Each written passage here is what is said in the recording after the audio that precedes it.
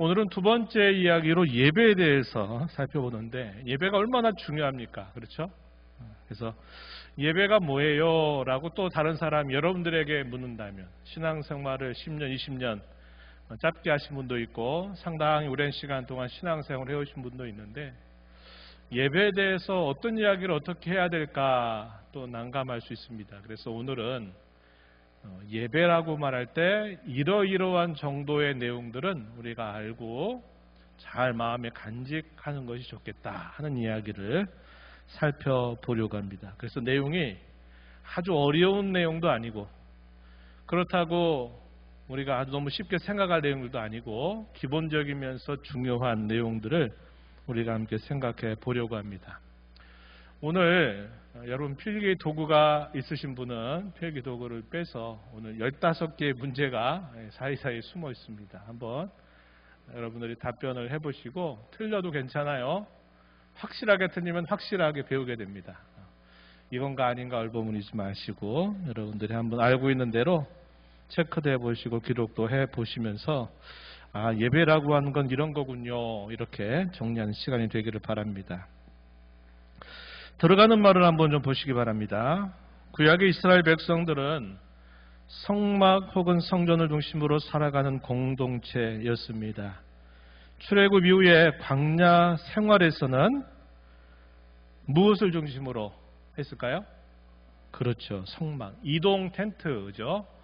우리가 지금 민수기 말씀을 읽어가면서 우리가 분명하게 확인하는 내용입니다. 이스라엘 자손들이 하나님이 구름기둥으로 불기둥으로 그 백성들의 가야 할 길을 인도하고 멈춰 섰을 때 그냥 아무렇게나 움직였다가 아무렇게나 멈춰 서는 게 아니라 그들이 일사불란한 행렬을 갖추도록 하셨습니다. 그래서 우리가 민수기 초두에 보면 그들이 머물 때에도 이 성막을 중심으로 해서 동서남북 사방으로 세 지파씩 자리를 잡게 했고 성막과 이스라엘 지파들이 진을 치는 그 사이에는 항상 레위 자손들이 그 자리에 분명히 가운데 위치하고 있었다 하는 것이 민수기가 밝혀주는 질서였고요. 그들이 이동을 하게 될 때는 어떻게 하느냐? 가장 중앙 부분에 성막을 매는 사람들이 위치하고 제1대 그리고 제2대, 3대, 4대 이렇게 나누어서 각 지파별로 군기를 든 그 선봉장이 되는 사람들의 인도를 따라서 일사불란하게 그들이 움직이게 되는 겁니다. 그래서 멀리서 이스라엘 자손들이 움직이는 걸 보게 되면 어떤 걸로 보일까요? 군대 행렬처럼 보이는 겁니다. 그냥 아무렇게나 다니면서 막 먼지를 일으켰다가 나중에 보니까 깨알 같은 백성들이 막 있다 이런 무질서한 것이 아니라 그들이 움직일 때 마치 군대 행렬을 지어서 일사불란하게 움직이는 그런 모습이 멀리서 봤을 때 그게 그대로 보이게 하셨다는 겁니다.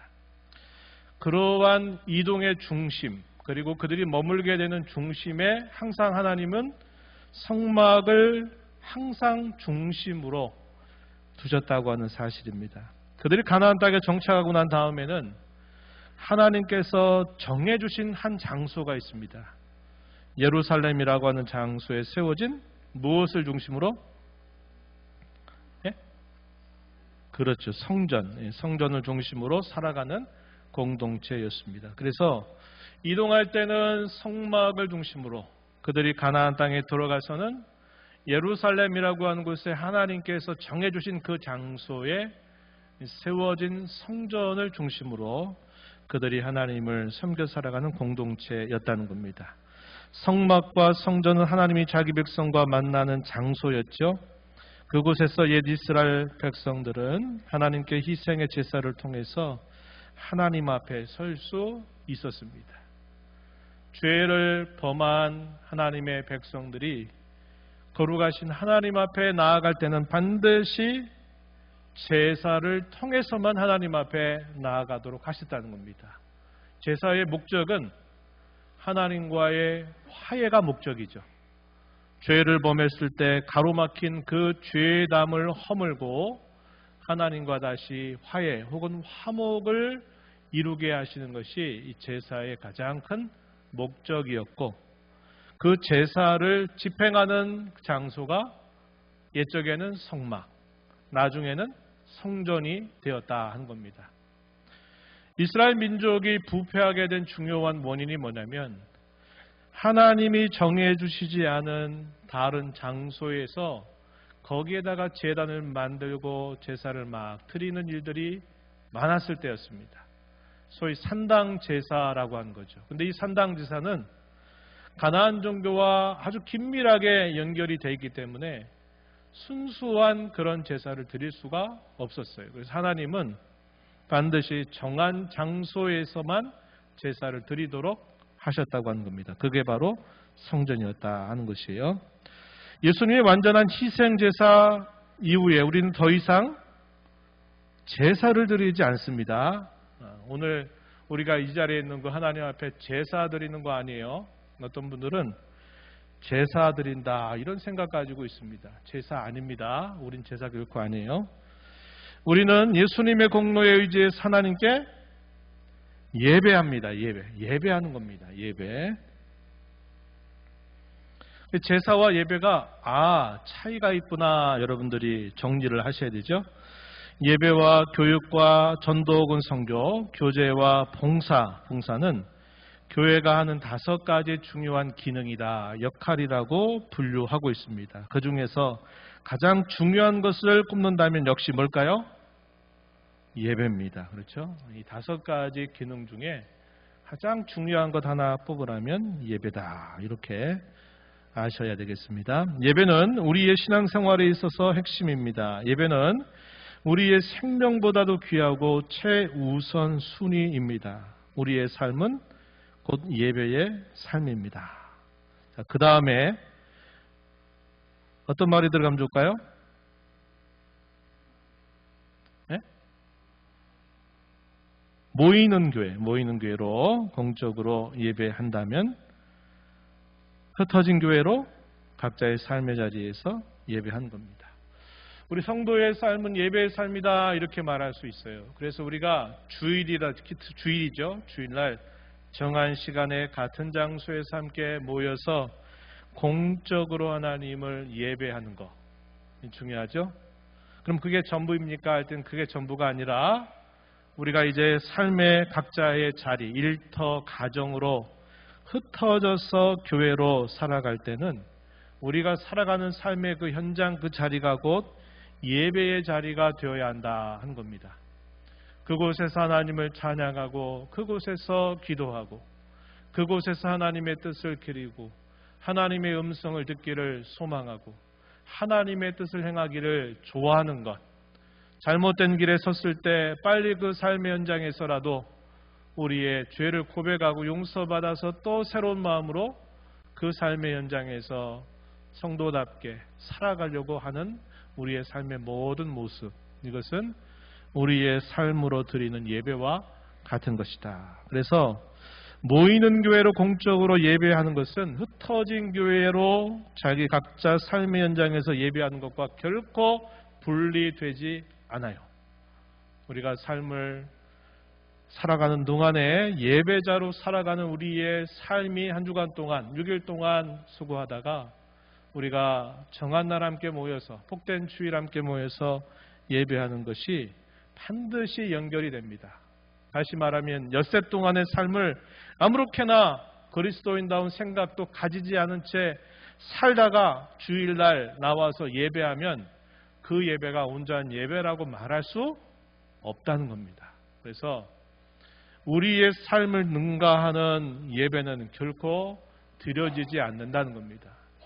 우리가 주일날 예배하면서 하나님께로부터 은혜를 힘입고 힘을 얻어서 엿새 동안 내가 받은 말씀 가지고 부단히 삶 속에 살아가려고 애를 쓰는 자세, 또 반대로 엿새 동안 내가 하나님이 주신 말씀을 붙들고 믿음으로 살려고 몸부림치다가 모이는 교회로 와서 하나님 앞에 우리의 살았던 삶을 보고하고 하나님께로부터 또다시 은혜를 힘입는 이 일이 서로 긴밀하게 서로 연결되어 있다는 겁니다. 결코 이게 분리되지 않아요. 이런 삶이 분리되면 어떻게 될까요?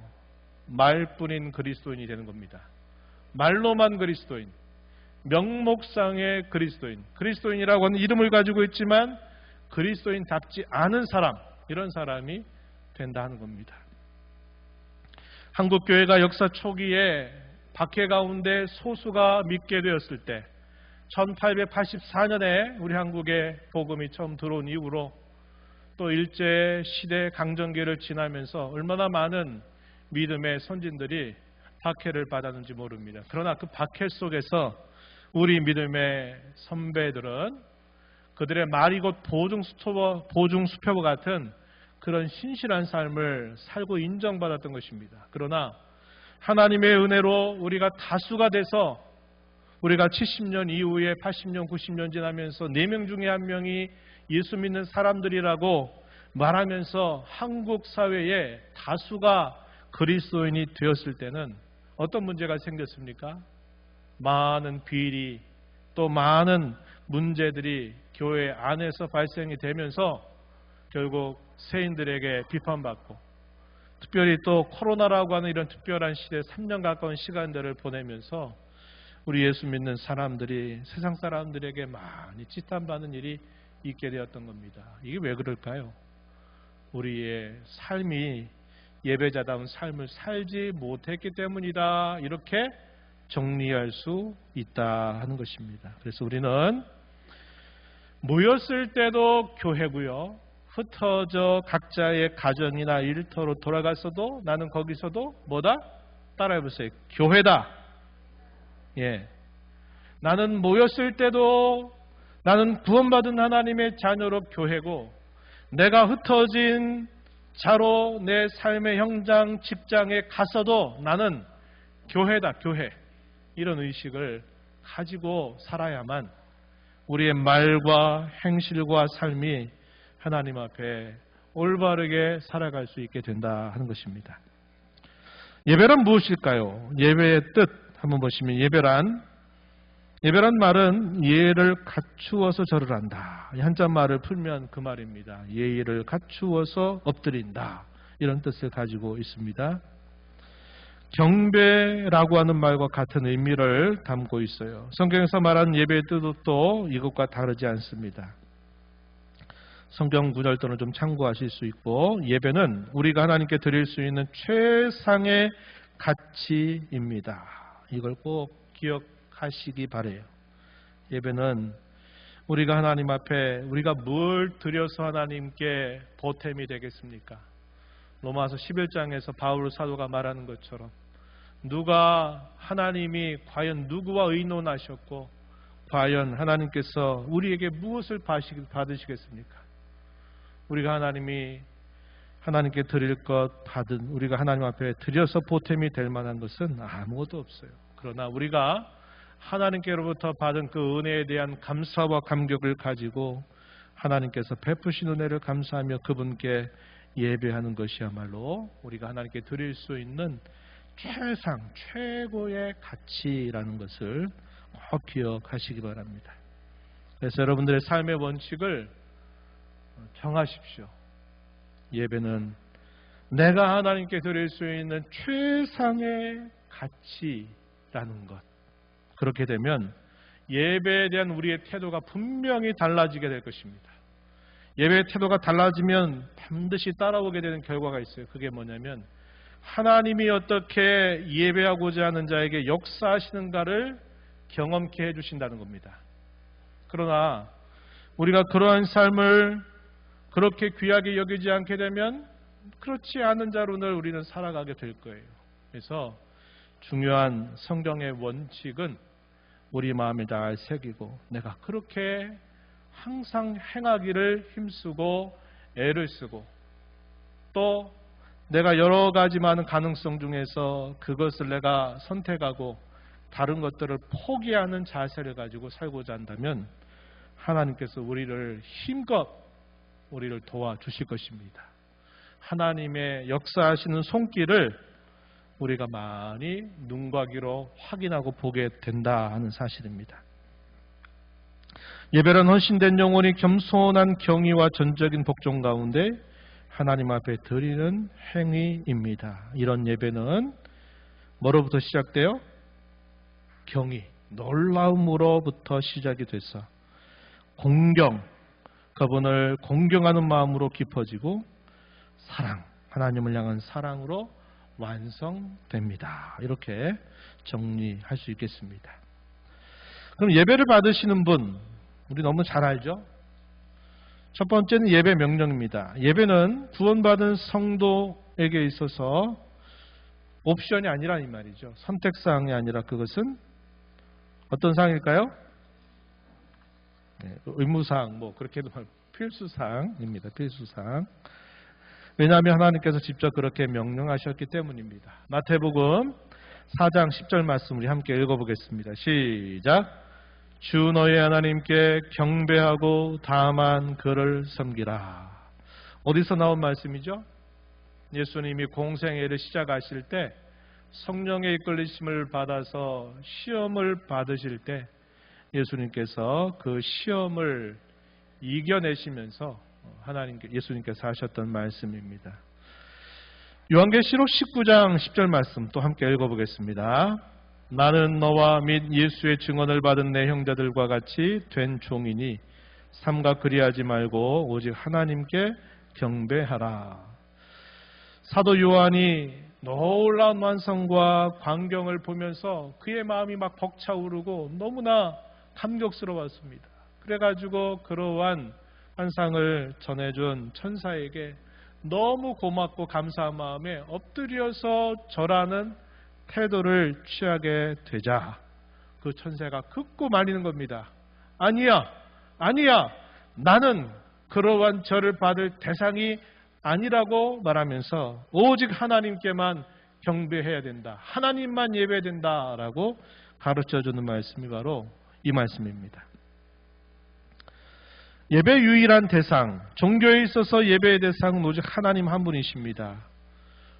하나님 한 분이다라고 하는 말은 성부 하나님도 우리의 예배의 대상이 되신다는 말이고 성자 하나님도 우리의 예배의 대상이 되신다는 것이고 성령 하나님도 우리의 예배의 대상이 되신다 하는 말입니다. 그래서 삼위일체 하나님이 우리의 예배의 유일한 대상이 된다 이 말이에요.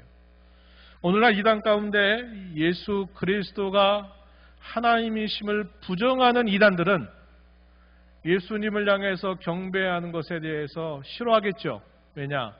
예수님은 하나님이 아니시고 뛰어난 선지자 중에 한 분 정도로 예수님을 여기고 그 예수님만 유일하다고 말하지 않고 자기도 예수님이 했던 그 동일한 일을 나도 지금 하고 있다고 말하는 이단의 교주들, 이런 사람들은 예수님이 곧 하나님이시다 이렇게 말하는 것을 좋아하지 않는 겁니다. 예수님은 동일한 하나님이시로서 우리의 찬양과 경배를 받으시는 분이시고 성령 하나님 또한 마찬가지입니다. 우리의 경배와 찬양을 받으시고 예배 받으시기에 합당하신 분이 된다.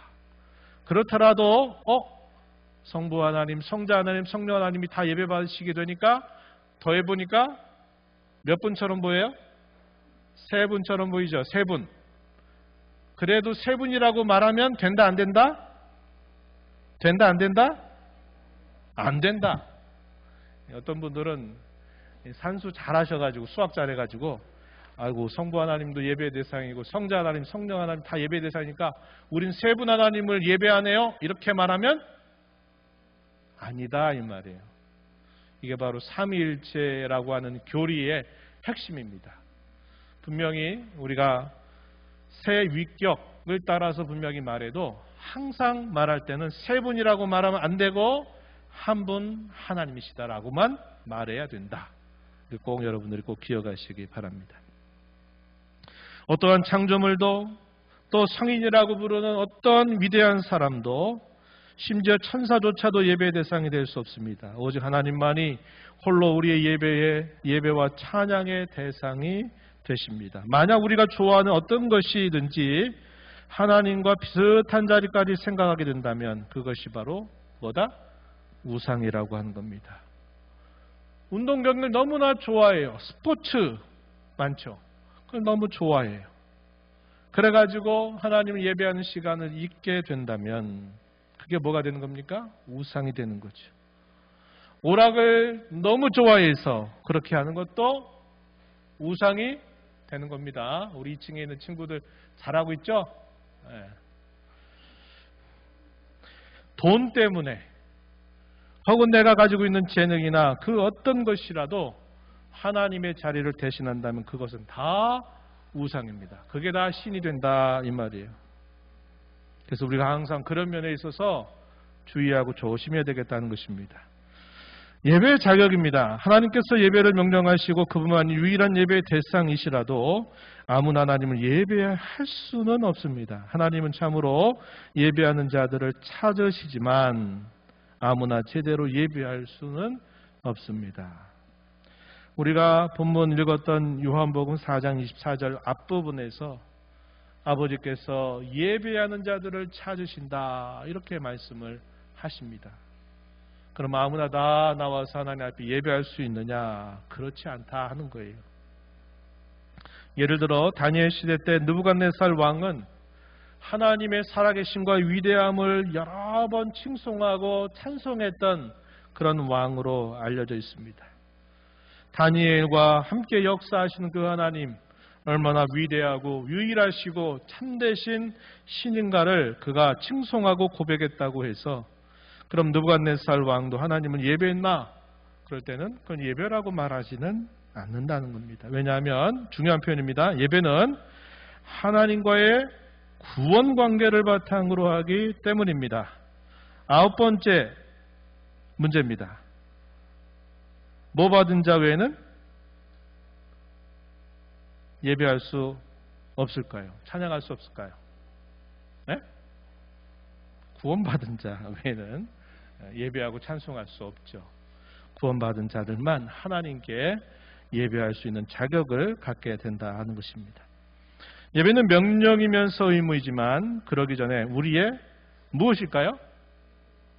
우리의 특권. 우리의 특권이죠. 우리의 특권이라고 하는 겁니다. 성도만이 예배할 수 있어요.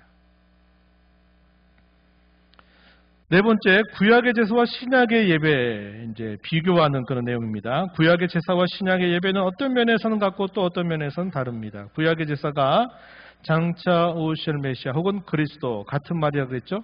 오실 메시아의 어떠한 제사를 바라보게 하였다면 신약의 예배는 이미 오신 메시아의 어떠한 제사를 회상하며 감사로 경배하는 것입니다. 어떤 말이 들어가면 될까요? 네? 완전한.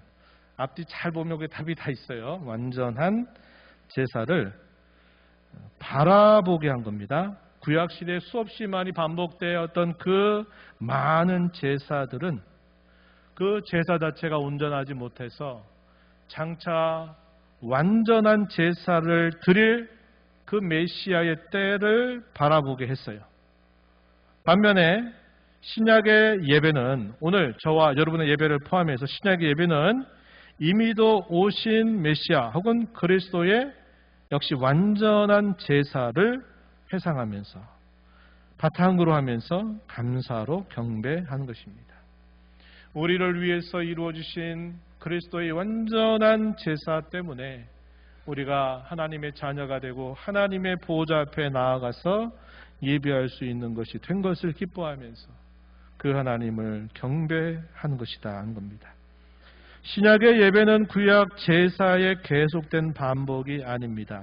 말하자면 신약의 예배와 구약의 제사는 분명한 차이가 있다 이 말이에요. 그러니 구약 제사가 바로 신약 예배는 아닙니다. 그러나 하나님 앞에서 구약의 이스라엘 백성들이 제사했던 원리와 자세는 여전히 신약의 성도들, 오늘 저와 여러분 포함해서 신약의 성도들이 예배하는 원리와 자세가 무엇인가를 가르쳐 준다는 겁니다. 그래서 어떤 면에서는 분명히 다르고 어떤 면에서는 같다는 면에 있어서 그 중요한 원리와 자세가 무엇인가 하는 것을 이제 그 다음 이야기에서 소개합니다. 5번째, 예배의 중요한 원리. 구약의 성막의 제도와 제사는 결코 사람 편에서 시작된 것이 아니었습니다. 하나님께서 모세에게 보여주신 설계에 따라서 엄격하게 지어졌고 그에게 명하신 대로 제사를 드리게 하였습니다. 제가 최근에 이 레위기 10장에 있는 이야기를 여러 차례 소개하게 되는데, 여기 보시면 레위기 10장에서 아론과 그의 아들들이 위임식을 마친 다음 첫 제사를 집례할 때 여호와께서 명하시지 않은 다른 불로 분향하다가 죽임을 당한 끔찍한 사건을 기억합니다. 이것은 제사의 방식에 있어서 철저하게 하나님이 뭐 하신 대로, 그렇죠, 명령하신 대로 해야 한다는 것을 잘 보여줍니다. 계속 가볼게요. 신약의 예배도 역시 같습니다. 즉 하나님께서 뭐 하신 대로, 그렇죠, 명령하신 대로 예배해야 한다는 것입니다. 우리가 생각하고 보기에 좋다고 예배를 구성할 수 없습니다. 이러한 예배를 두고 뭐라고 부르느냐? 골로새서 2장 23절에 의하면 어떤 예배? 자의적 예배. 한자 말입니다. 자기가 하고 싶은 대로 하는 예배, 이걸 자의적 예배. 자기 의지에 따라, 자기의 뜻을 따라 행하는 예배, 이걸 자의적 예배라고 말하는 겁니다. 이런 거에 말하자면 우리가 주일날 하나님 앞에 모여서 예배하는데, 예배 때 이렇게 했더니 참 좋아요. 너무 좋아요. 이게 참 은혜가 돼요. 이렇게 했더니 너무 좋은데요. 그래가지고 이 예배 안에 좋다고 생각하는 것들을 다 이 예배 안에 막 가져와가지고 이것도 하고 저것도 하고 막 그렇게 해보세요. 이것은 하나님이 규정하신 예배의 원리와 맞지 않는다 이 말이에요. 하나님이 규정하신 원리를 벗어나게 되면, 시간이 흘러가면 어떻게 되느냐? 반드시 그건 부패하게 돼 있어요. 부패하게 돼 있습니다. 처음에는 좋아 보여요. 막 눈에 보이고 뭐가 들리고 막 이러니까 감동이 오고 막 눈물이 나고 또 은혜를 받은 것처럼 막 그렇게 생각이 돼요. 그런데 그게 계속돼 보세요. 그게 부패의 온상이 된다는 거예요. 구약의 수많은 백성들이 보여줬던 것들이 그런 겁니다. 자기가 하고 싶은 대로 열심을 가지고 뭔가를 막 하는 거예요.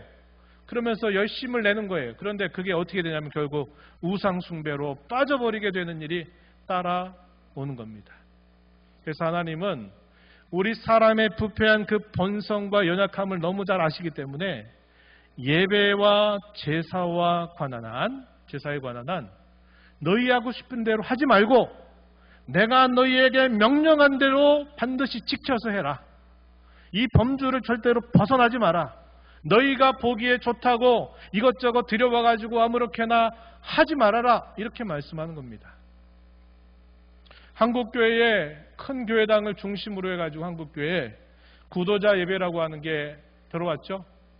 그 예배당의 앞에가 무대처럼 만들어졌어요. 무대처럼 만들어서 거기서 막 공연도 하고 또 연극도 보여주고 하면서 그 짧은 연극 속에 메시지를 담아가지고 뭔가 해주고 하면 사람들이 얼마나 잘 들어오겠어요. 보기도 하고 듣기도 하고 막 보니까 막 생동감이 있고 막 그런 것 같아요. 그런 식으로 예배를 싹 재편성해 버렸어요. 이 하나님이 바라시는 예배냐? 하나님 말씀하신 예배냐? 아니에요. 아닌 겁니다. 그래서 예배는 반드시 하나님이 명령하신 그 범위 안에서 해야 된다. 이걸 꼭 기억하세요. 여러 교회당들을 찾아가서 그 교회당에서 예배하는 걸 보면 자유롭게 예배한다. 우리는 성령 안에서 자유롭게 성령이 우리를 이끄시는 대로 예배한다고 막 그러면서 막 뭔가 성령과 직통하면서 뭔가 지금 막 감동받는 것 같고 은혜 받는 것 같고 막 이렇게 심취해가지고 하는데 아니에요. 이거 예배 아닙니다. 그러나 여러분들이 이렇게 구별을 하셔야 되겠어요. 예를 들어 믿지 않는 사람들을 초청을 해서 전도 집회 같이, 예를 들면 전도 집회, 예배가 아니라 그들을 주께로 인도해서 복음을 듣게 하고 그들로 하여금 하나님을 만날 수 있도록 어떤 집회를 여는 범위 안에서는 조금은 자유로울 수 있어요. 집회. 무슨 말인지 아시겠죠? 그럴 때는 좀 자유롭게 할 수 있어요. 금요 기도회 때 혹은 새벽 기도회 때 혹은 다른 어떤 모임에서 조금 말씀 중심으로, 기도 중심으로, 찬양 중심으로 뭔가 이렇게 할 수는 있어요. 그러나 그것을 엄격하게 예배라고 하는 것과는 잘 구별해서 우리가 그 말을 사용해야 되고, 믿지 않는 사람들을 초청해서 그들에게 예수님을 만나도록 복음을 전하는 것에 대해서는 구도자 예배 이런 말을 쓰지 말고 그들 초청하는 집회 혹은 전도 집회 이렇게 생각을 하셔야 된다 이 말이에요. 그래야만 혼선이 사라져요. 근데 우리는 너무나 이런 말을 사용하는 것들에 별로 생각 없이 그냥 모든 거에다 다 예배를 집어넣어 가지고 이렇게 하는 겁니다. 그래서 여러분들이 이런 기회를 통해서 잘 구별하셔야 돼요. 구별. 무슨 말인지 아시겠죠? 자의적 예배가 되어서는 결코 안 된다 하는 것 여러분 꼭 기억하시기 바랍니다. 다시 돌아가셔서 그래서 우리 주님께서는 진리 안에서 예배해야 함을 가르쳐 주셨습니다. 그것은 예배 형식과 내용을 규정합니다. 이거 중요한 표현이에요. 요한복음 4장 24절의 내용이 무슨 뜻인가를 설명해 주는 말입니다. 진리 안에서 예배해야 된다라고 말했어요. 옛날 우리 성경 번역에서 뭐라고 이 요한복음 4장 24절을 번역했냐면 뭐라 그랬어요? 기억나세요? 뭐와 무엇으로? 신령과 진정으로 예배할지니라 그랬습니다. 이 신령이 뭐예요? 신령. 진정이라고 하는 게 뭐예요? 그러니까 옛날 이 성경을 이렇게 번역했던 것이 우리로 하여금 많은 혼선을 가져다 줬어요. 신령하다 그러니까 뭔가 좀 특별하고 어떤 신비로운 것들을 우리에게 뭔가 생각하게 하고, 진정이라고 그러니까 내가 정말 진심과 내 정성을 거기다가 쏟아서 예배하면 하나님이 예배 받으시는구나 하면 아니다 이 말이에요. 아니다 이 말이에요. 그래서 개역 개정에서는 이걸 바로 잡은 겁니다. 뭐라고 번역했어요? 하나님은 영이신 예배하는 자가 영과 진리 안에서. 문자대로 번역한 겁니다. 뜻은 뭐냐? 하나님 우리에게 주신 그 말씀의 범위 안에서 예배해야 된다. 그래서 예배 형식과 내용을 규정하는 것이고요. 그러면 이것만 있으면 예배가 참 예배가 되느냐? 아니에요. 여기서 우리 한 단계 더 나가야 됩니다. 예배 의식에 참여하는 것이다 하는 거예요. 예배 순서에만 참여하는 것이 된다 이 말입니다. 말하자면 앞에 서 있는 목사가 이제 우리 다 같이 찬송하십시다. 우리 기도합시다. 이제 말씀을 함께 읽으십시다. 또 설교를 하고 기도합시다. 막 이렇게 할 때 여러분들은 목회자를 존중히 여겨서 그것에 그대로 따라주죠. 그러면 목회자가 앞에서 인도한 대로 잘하면 나는 예배 잘했다 이렇게 말할 수는 없다. 여기에는 뭔가 더 있어야 된다 이 말이에요. 그래서 이렇게 되면 예배 순서 혹은 예배 의식에 참여하는 것이 되는 것이지 진정한 예배는 아직 아니다 하는 겁니다. 이 예배가 참되고 진정한 올바른 예배가 되려면 반드시 성령의 이끄심이 있어야 된다는 거예요. 그래서 우리 주님께서는 영 안에서 곧 성령 안에서 예배함을 가르쳐 주셨다는 겁니다. 우리의 예배를 참되게 하기 위해서는 우리는 성령 하나님의 인도하심과 그분의 도우심을 굳게 붙들고 기도하면서 예배의 자리에 함께하고 그 예배에 참여하는 자세를 가져야 된다 하는 것입니다. 이것이 아니라 그저 주일날 시간에 와가지고 앞에서 목회자가 인도한 대로 따라하면 오늘 예배 잘했다, 오늘 주의성도 잘했다, 이게 아니라 이 말이에요. 이거는 예배에 보이는 겉 형식에만 참여하는 것이다 이 말입니다. 진정한 예배가 되기 위해서는 그 예배하는 모든 순서 속에 성령 하나님의 도우심과 그분의 이끄심을 의지하고 우리가 거기에 우리의 마음과 중심을 실어서 하나님 앞에 예배하는 자세가 돼야 된다. 이게 하나님이 진정으로 가르쳐 주시는 예배의 원리다 하는 것입니다. 하나님의 말씀대로 예배 형식과 그 내용을 구성해서 거기에 참여하는 것만으로는 마지막 질문, 뭐에 동참하는 것일 뿐일까요? 이제 센스가 생겼습니다. 맞아요. 예배 의식에만 동참하는 거예요.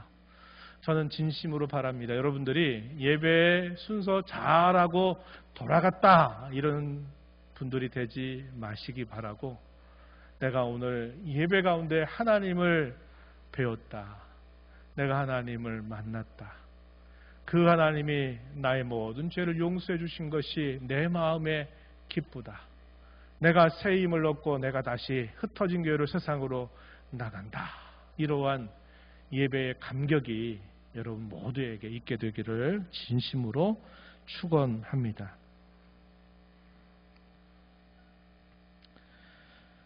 그것이 바로 하나님이 받으시는 예배는 아니다. 예배 의식에만 동참하는 것으로는 아직은 참된 예배는 아니다. 참된 예배는 성령의 이끄심을 구하면서 진정으로 예배에 참여하라는 마음의 소원과 사모함이 있어야만 합니다.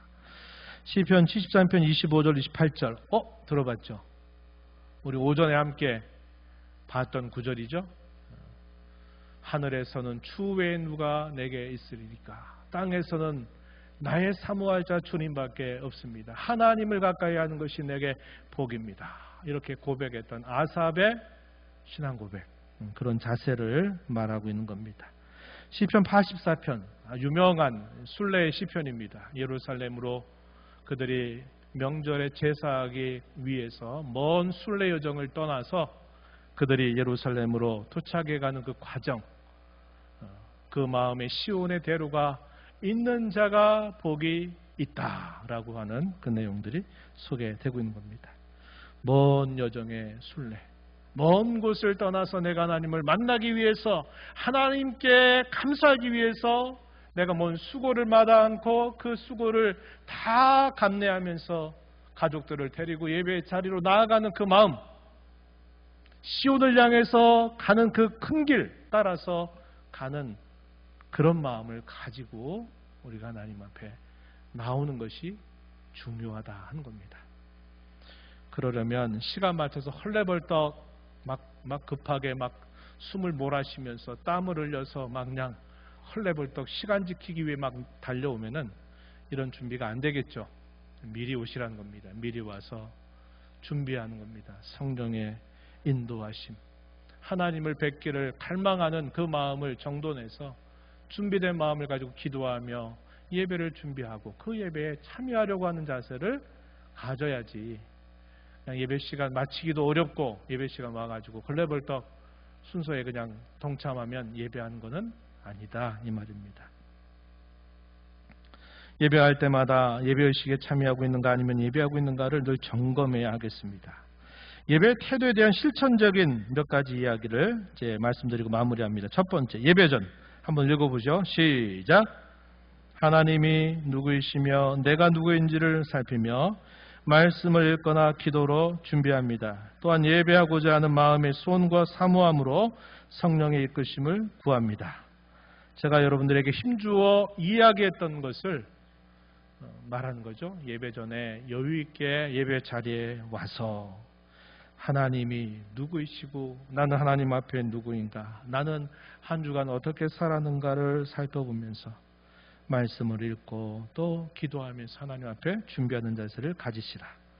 무엇보다 하나님을 예배하고자 하는 마음의 소원과 사모함을 갖고 성령께서 이 모든 예배를 이끌어 주시기를 기도하며 준비하라는 겁니다. 두 번째, 예배 중, 예배 시 함께 읽어보겠습니다. 시작. 예배의 각 순서들이 무엇인지 알고 그 내용에 집중합니다. 여러분들이 예배 가운데 있는 사도신경, 또 기도, 찬송, 또 헌금, 설교, 강복, 선언, 이런 것들에 대한 의미가 무엇인가를 여러분들이 잘 아셔야 돼요. 그런 내용들을 소개하면 너무 길어지기 때문에 이건 소개 안 했지만, 예배의 요소들이 어떤 뜻을 담고 있는지를 잘 되새기면서 참여하는 자세를 가져야 하는 겁니다. 우리가 하나님 앞에 행하는 예배는 언약적 예배다. 제가 여러분들에게 기회가 될 때 그렇게 말씀드려요. 언약적 예배. 이 말은 우리 예배를 받으시는 하나님과 예배하는 우리 사이에 언약 관계를 생각하는데, 그 언약 관계라고 하는 것은 하나님과의 인격적인 교제를 하는 걸 말합니다. 말하자면 우리가 예배 요소 가운데 하나님께 올려드리는 게 있어요. 그렇죠? 찬송. 물론 찬송 안에는 기도도 있고 하지만 기본적으로는 찬송은 내가 하나님을 노래로 하나님을 높여드리는 것이죠. 기도하는 건 뭡니까? 하나님께 하나님의 뜻을 따라 우리의 마음의 소원과 우리의 허물과 죄의 용서를 하나님 앞에 올려드리는 거죠. 그렇죠? 우리가 드리는 헌금 혹은 헌상이라고 하는 게 뭘까요? 그것도 하나님께서 내 삶 속에 내가 청지기와 같이 살아가는 동안 필요할 것들을 다 공급해 주신 것에 대하여 감사해서 내가 정한 대로 혹은 교회 열의 필요를 따라서 내가 하나님 앞에 기쁨으로 드리는 거죠. 하나님께 드리는 겁니다. 그럼 하나님이 우리에게 내려주시는 게 뭐가 있을까요? 예배 순서 가운데 사도신경도 하나님께서 지금 올려드리는 거죠. 그렇죠? 우리의 신앙이 이겁니다. 하나님 이렇게 고백하는 거죠. 하나님 우리에게 내려주신 가장 중요한 게 뭘까요? 말씀이에요. 설교 시간은 하나님이 오늘 나에게 찾아와서 나에게 어떤 말씀을 주시는가 하는 것을 듣는 시간입니다. 오늘 목사님이 설교 잘하나 못하나 내가 은혜가 되나 안 되나 한번 지켜보자. 아이고 뭐 말씀이 뭐 그래. 이게 아니고 설교를 듣는 시간은 이제 하나님이 나에게 혹은 교회를 이루는 우리 모든 성도들에게 때로는 공적으로 공동체적으로 때로는 우리 각자의 심령 속에 하나님이 이 설교를 통해서 내게 그의 말씀을 들려주시는 겁니다. 아무개야 이렇게 해야 돼. 이렇게 하는 거 맞아. 이렇게 한 거 잘한 거야. 계속 그렇게 힘써봐. 하나님 우리에게 세임을 주고 깨닫지 못한 것들을 깨닫게 해서 우리의 잘못된 것을 고치게 하시고 이런 것들이 설교를 통해서 하나님 우리 각자에게 들려주시는 그의 음성이 되는 것입니다. 강복선언, 축도라 관련인 강복선언도 하나님이 목사의 손을 통해서 삼일체 하나님의 복이 내가 흩어진 교회로 살아가는 삶 속에서 언제나 함께하고 있다는 것을 우리에게 알려주시는 말씀이 되는 겁니다. 그래서 예배가 어떤 분들은 주기도하면은 오후 예배 마치는 마지막 신호인 줄 알고 막 주기도 할 때 벌써 가방 싸고 막 이렇게 하시고 어떤 분들은 축도가 됐다 강복선 한다 그러니까 이제 예배 끝났구나 해가지고 이제 벌써 성경책을 닫고 막 이제 떠날 채비를 막 하고 있어요. 이러시지 마시라 이 말이에요. 강복선언은 물론 먼저 할 수 있어요. 순서가 꼭 마지막은 아닙니다. 마지막에 돼야 되는 건 아니에요. 하지만 우리가 마지막에 강복선언을 하는 것은 하나님이 우리의 삶 속에 함께 하신다고 하는 것을 우리에게 주신 그 약속을 붙들고 이제 흩어진 교회로 내가 삶의 자리로 나아가는 중요한 예배의 요소입니다. 그냥 그 시간에 끝났다고 막 가고 그러지 마세요. 그거 아니에요. 그렇게 하시면 안 돼요. 물론 다 그렇게 안 하시지만 항상 주의하셔야 됩니다. 예배가 끝났구나 하는 신호탄이 그게 아니다. 여러분들 꼭 아시고 하시기 바랍니다. 마지막 예배구 함께 해봅니다. 시작. 받은 은혜와 말씀을 기억하고 예배자로 살기를 결단하고 성령의 도우심을 구합니다. 예배당 문을 나가면서 오늘 무슨 말씀 들었나요?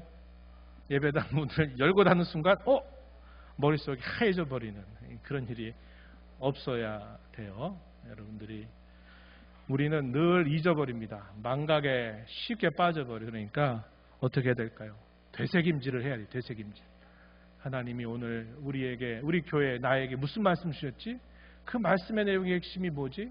뭐라고 말씀하셨지? 그걸 되뇌이지 않으면 우린 다 잊어버립니다. 나이가 들어가면 더 이 상황이 심각해지죠. 되새겨야 돼요. 되새겨야 돼요. 그런 자세가 우리에게 필요하고 받은 말씀대로 살기를 결단하고 작은 것부터라도 내 삶을 고쳐가기로 다짐하고 살아가는 자세가 필요하다는 겁니다. 기도하겠습니다. 하나님 아버지 감사합니다. 예배에 관하여 오늘 짧은 시간이지만 여러 가지 중요한 내용들을 살폈습니다. 잘 알아듣게 하시고 예배를 잘 점검하고 하나님이 찾으시는 진정한 예배자가 되게 하시고 성령 안에서 진리로 하나님을 기꺼이 기쁨으로 예배하는 우리 모든 성도가 되게 하시고 예배자의 삶을 통하여서 우리의 삶이 하나님 앞에 예배로 드려지는 삶 살아가는 저희 모두가 되게 주옵소서. 예수님 이름으로 기도하옵나이다. 아멘.